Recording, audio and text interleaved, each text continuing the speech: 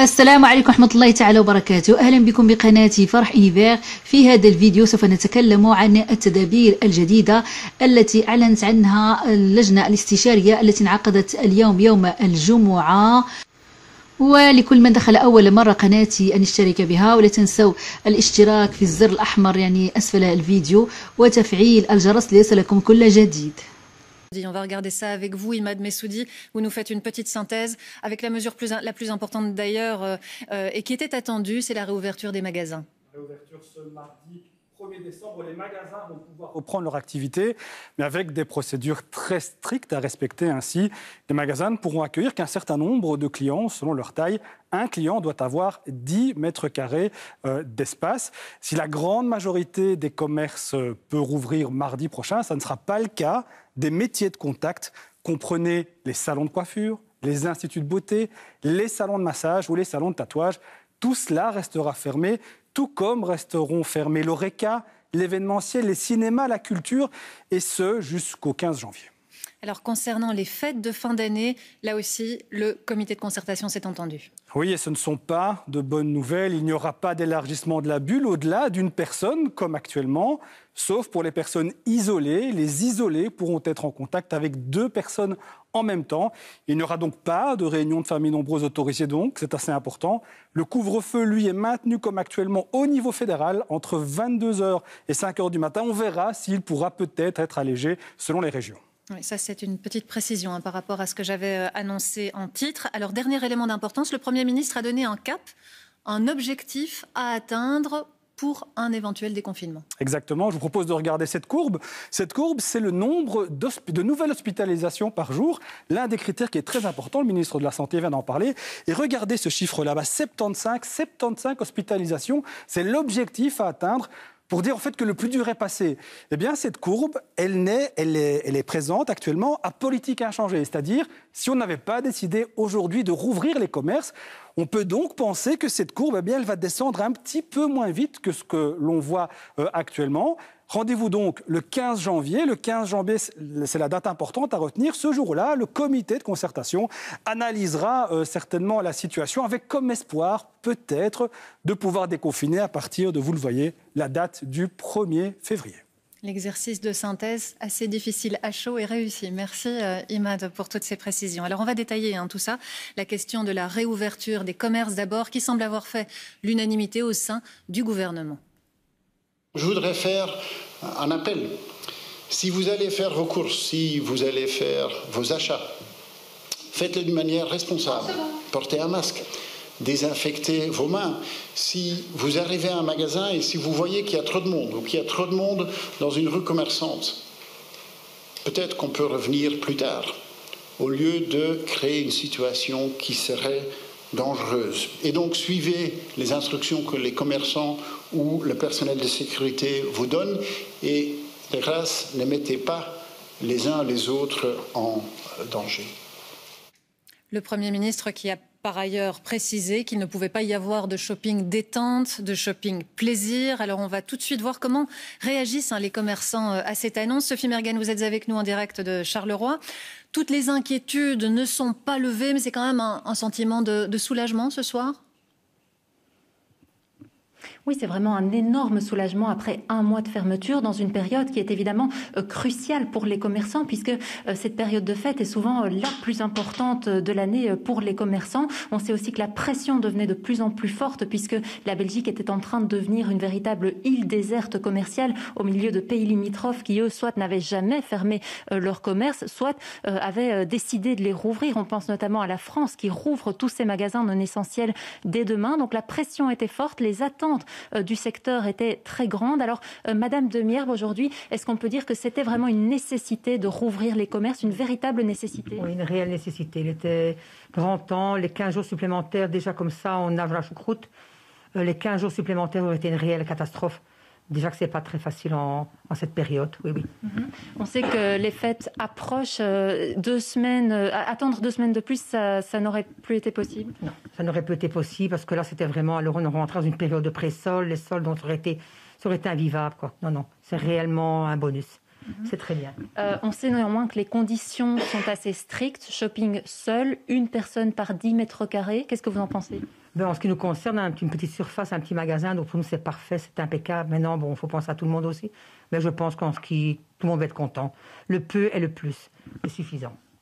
Voilà, donc on l'a dit, un soulagement pour les commerçants et on s'imagine que dès demain, ils vont s'apprêter pour que tout soit fin prêt mardi pour cette réouverture. Merci Sophie, à vous et à votre invité. Alors depuis quelques jours, en effet, les commerçants préparent cette reprise, même s'ils viennent seulement de prendre connaissance des conditions précises à respecter. Objectif, tenter de sauver sa saison, puisqu'on le sait, le mois de décembre est propice aux dépenses. Sarah Hendricks. Depuis quelques jours déjà, Françoise prépare sa boutique du centre de Tournai pour les fêtes. Sa maroquinerie est pourtant fermée depuis le 2 novembre, mais c'est désormais officiel. Elle pourra rouvrir le 1er décembre. Un soulagement pour cette indépendante. On est déjà ric-rac déjà pour payer toutes nos charges. Et puis le click and collect n'a pas du tout fonctionné. Non, on a une clientèle dans les petits magasins qui aiment bien le conseil, qui aiment bien regarder. Ils aiment le contact humain, quoi. Ils sont pas... c'est pas la même clientèle qui va sur Internet. Dans les petites boutiques, c'est pas du tout ce concept-là.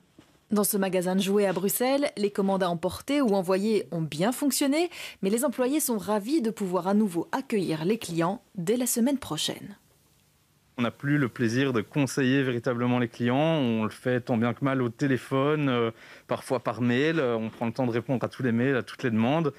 Mais c'est pas la même chose. On a vraiment envie de remontrer le produit, que ce soit expliquer un jeu de société, que ce soit détailler les différentes poupées ou même présenter des puzzles. Mais voilà, ça nous manque et on a envie de retrouver nos clients. Il faudra bien sûr respecter certaines mesures. Ici, on engagera un étudiant par exemple pour gérer les entrées. Dans le reste de la galerie commerçante aussi, on se prépare. Désinfection des mains ou sens de circulation sont encore bien en place et le protocole sera renforcé, notamment pour surveiller la capacité maximale de visiteurs. On a des caméras de comptage à l'ensemble de nos entrées qui permettent de calculer le nombre de clients à l'intérieur du centre.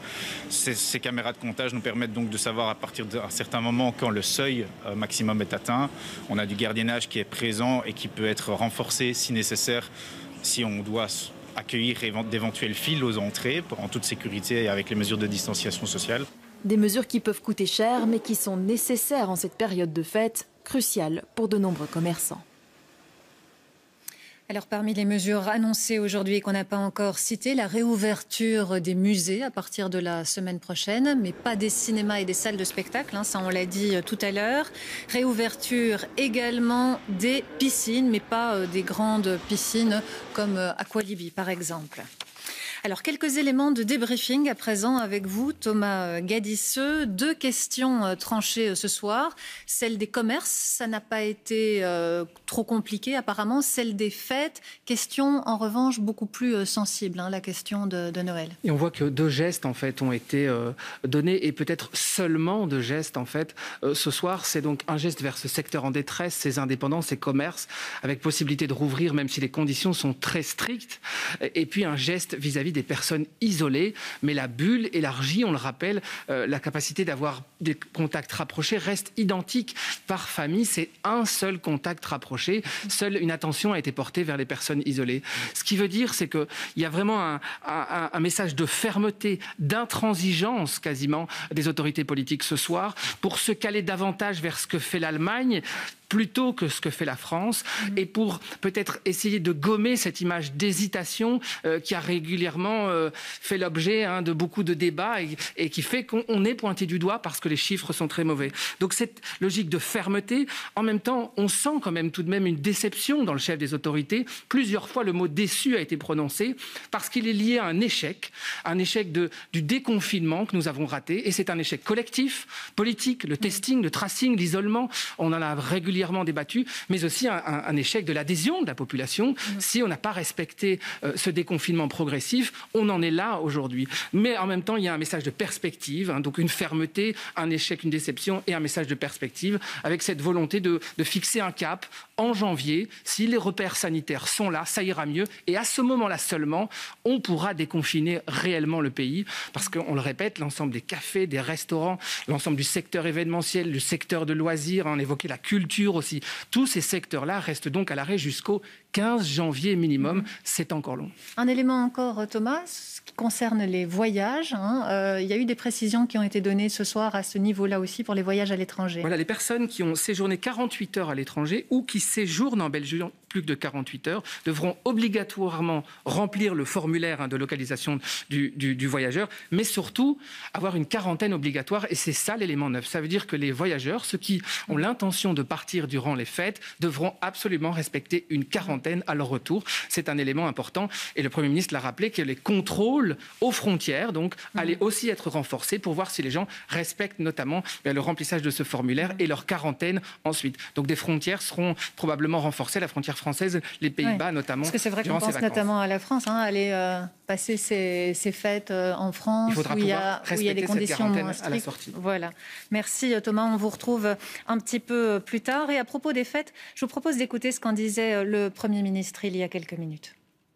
Je sais que beaucoup d'entre nous espéraient que ça aurait été différent. Et s'il y a des gens qui sont déçus par rapport à cette nouvelle, je comprends cette déception. Moi aussi, j'aurais voulu fêter Noël avec ma sœur, avec mes parents. Ce ne sera pas le cas cette année-ci. Je pense qu'on doit faire le maximum pour se protéger les uns des autres et nous devons traverser cette période difficile ensemble. Comme je l'ai dit hier, il ne faudrait pas que cette période de Noël et de Nouvel An, que pendant une période de 4 jours, on perde tout ce qu'on a engrangé sur une période de 4 semaines. Alors comment va-t-on s'organiser dans les familles? Quelles alternatives va-t-on trouver en extérieur, par exemple, pour pouvoir peut-être être un peu plus nombreux? Ce sont là des questions que beaucoup de familles se posent actuellement. Là où vous vous trouvez, Jennifer Estas, qu'est-ce qu'on a prévu pour les réveillons et comment est-ce qu'on envisage les choses? Eh bien, je vous propose de venir avec moi. On va leur poser la question. Je vous présente une famille recomposée de 9 personnes. Il y a Claire, il y a Michel, il y a les 7 enfants. Bonjour. Est-ce que vous pouvez d'abord nous dire comment est-ce que vous faites habituellement la fête de Noël? D'abord, je pense que c'est toujours une fête en famille. On voit les deux familles. On se retrouve tous ensemble autour d'une grande table. On passe beaucoup de temps ensemble. Donc ça, je pense que c'est toujours une fête de famille. Ouais. À beaucoup, du coup, vous êtes combien? 20, 30? Ouais, ça peut être 20, 30. Ça dépend un peu les familles. On aura compris, du coup, cette année, ça n'est pas possible. Qu'est-ce que vous allez faire? Eh bien, la question est bonne puisque nous venons d'avoir les informations. Au départ, on pensait qu'on allait pouvoir inviter ne fût-ce que 2 personnes. On espérait en tout cas pouvoir élargir la bulle à 2 personnes. Et donc, à ce moment-là, on pouvait inviter par exemple les parents de Michel, puisque de mon côté, de toute façon, c'est tellement nombreux que voilà. Mais nous allons devoir reconsidérer la question, ça c'est clair. Oui. Est-ce que vous êtes déçus par les annonces du coup? Déçu, oui, mais je comprends la responsabilité, je comprends les décisions, mais on est déçu, ça c'est clair. Est-ce que, selon vous, les autres personnes, les autres membres de votre famille, vos parents, vous le disiez, est-ce que eux seront déçus aussi? Oui, je pense qu'ils vont vraiment être déçus. On va essayer de trouver une solution, d'aller marcher ensemble dehors, mais clairement pas à l'intérieur. On va poser peut-être la question à l'un des enfants, l'un des adolescents. Alexis, tu as 15 ans, qu'est-ce que toi tu penses de tout ça? Évidemment, c'est très compliqué. C'est très contraignant, on sait pas tout faire comme avant, mais c'est comme ça, on n'a pas beaucoup de choix. Ouais. Oui, merci. Voilà, beaucoup de résignation, un peu de déception, comme dans de nombreuses familles, on l'imagine. Il va falloir s'y faire, il va falloir faire avec jusqu'au Noël prochain. C'est comme ça, et c'est pas autrement. Merci Jennifer et merci à cette grande famille qui nous accueille ce soir. Alors des fêtes en mode mineur, ça signifie notamment qu'il n'y aura pas de feux d'artifice le soir de la Saint-Sylvestre. Thomas Deschamps, ce seront des fêtes beaucoup plus calmes, y compris dans le centre de la capitale, généralement bondé.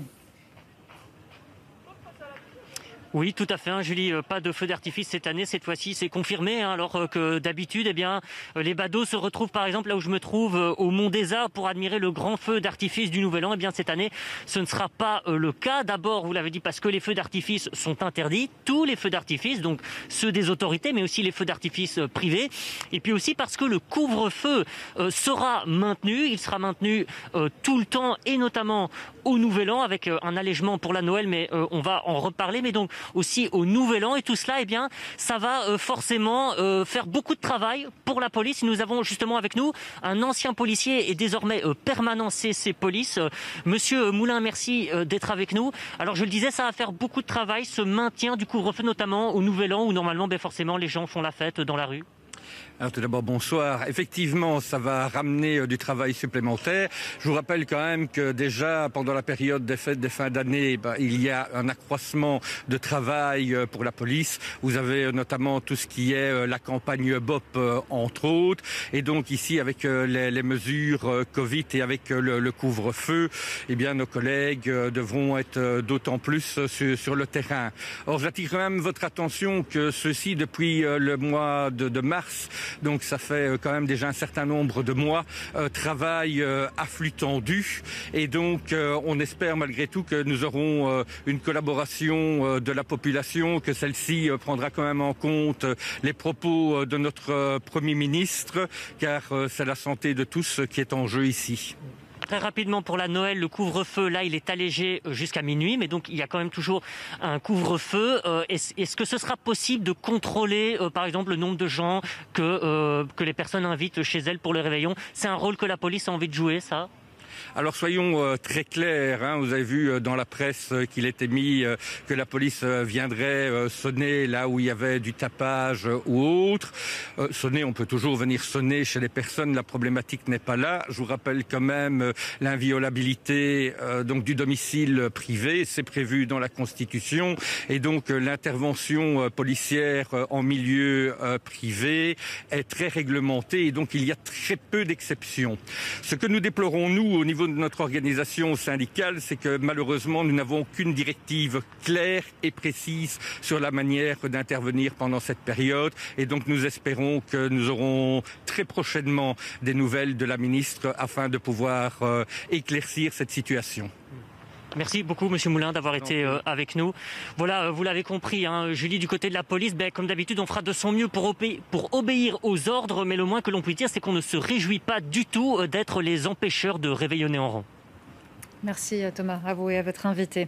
Thomas Guédisseux, vous êtes de retour sur le plateau. Alors, quelques précisions par rapport à ce couvre-feu d'abord, pour que ce soit bien clair, couvre-feu fédéral et éventuellement exception. Alors, pour bien comprendre la situation, le message qu'il faut retenir, c'est jusqu'au 15 janvier, le couvre-feu, il est sur l'ensemble du territoire de minuit à 5 heures du matin.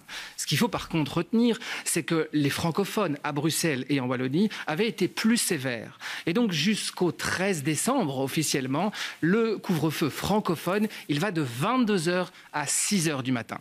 Va-t-il être prolongé avec ces heures-là au-delà du 13 décembre et donc jusqu'au 15 janvier, c'est la question. En tout cas, le ministre-président wallon, Elio Di Rupo, s'était engagé hier sur notre antenne à dire que pour le réveillon, il voulait un assouplissement. Donc il se peut, et ça doit encore être validé par le gouvernement wallon, que le couvre-feu francophone, donc à Bruxelles et en Wallonie, reste plus strict, 22h, 6h, jusqu'à la mi-janvier, mais par contre que le soir de Noël, il soit assoupli, donc minuit, 5 heures, comme le couvre-feu fédéral. Ce qu'il faut retenir, c'est que le réveillon, plus que probablement, on pourra circuler jusqu'à minuit, le soir de Noël, sur l'ensemble du territoire. Voilà qui est plus clair. Merci Thomas. Alors, on a l'impression ce soir que le cri d'alarme du personnel soignant a véritablement été entendu par le gouvernement, par tous ceux qui ont décidé, parce que par ailleurs, il y avait aussi beaucoup de lobbies qui poussaient des cris d'alarme. Et je crois que c'est significatif, et c'est intéressant quand même à souligner que le gouvernement a été très très intransigeant sur cette question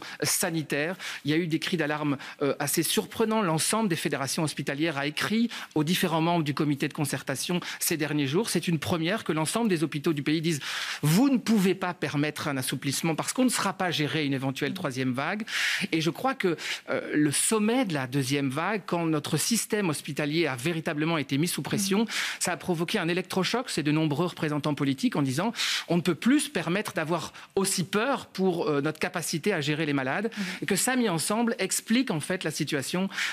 Frank van den Broek avait eu cette phrase il y a quelques jours, un âne ne peut pas trébucher 2 fois sur la même pierre. Il ne voulait pas reproduire les erreurs. Et donc c'est plutôt une image d'unité d'ailleurs qu'on renvoie. On retiendra ça aussi, parce que sur ce point-là, tout le monde est d'accord. Après les couvre-feux plus sévères, moins sévères, vous vous souvenez le débat sur l'Horeca, sur les magasins, qui avait divisé les entités du pays. Ce soir, on termine peut-être l'année en Belgique sur une image d'unité, un pilotage plus centralisé dans cette crise. Unité sur des mesures strictes. Merci Thomas pour ces précisions. Alors si les commerces vont pouvoir rouvrir leurs portes, rien ne change. Par ailleurs, on le redit, pas de rendez-vous chez le coiffeur, chez l'esthéticienne par exemple avant le 15 janvier. Les métiers de contact devront encore patienter. فبالنسبة للجنة الاستشارية التي تتبع وضعية فيروس كورونا بلجيكا فقد اجتمعت اليوم اللجنة الاستشارية بعد ظهر الجمعة لتقييم الإجراءات الصحية المتخذة حتى 13 من شهر ديسمبر لوقف الموجة الثانية من كوفيد-19 وتنظيم عطلة نهاية العام. وكما كان متوقع ستكون هناك بعض إجراءات الجديدة للفترة المقبلة. قال رئيس الوزراء ألكسندر دي كرو في بداية المؤتمر الصحفي الذي عقد منذ لحظات إن الوضع الوبائي يتحسن وإن جهود البلجيكيين أتت ثمارها، لكن يجب أن تستمر لأن الوضع لا يزال خطيرا والفيروس لا يزال منتشرا. قال رئيس الوزراء من المهم عدم تعريض ما بنيناه معا للخطر، لذلك تراهن اللجنة الاستشارية على الحكمة وتريد حماية صحة الجميع خاصة مع اقتراب فصل الشتاء. وأعلن الوزير أنه ستتم إعادة فتح المتاجر غير الضرورية اعتبارا من يوم الثلاثاء الموافق فاتح ديسمبر بمسؤولية وأمان. سيكون عليك القيام بالتسوق بمفردك بسرعة لمدة لا تزيد عن 30 دقيقة. وأشار إلى أن التسوق ليس من أجل المتعة، لذلك تطالب اللجنة الاستشارية بمسؤولية التجار والسلطات المحلية وكذلك الجميع.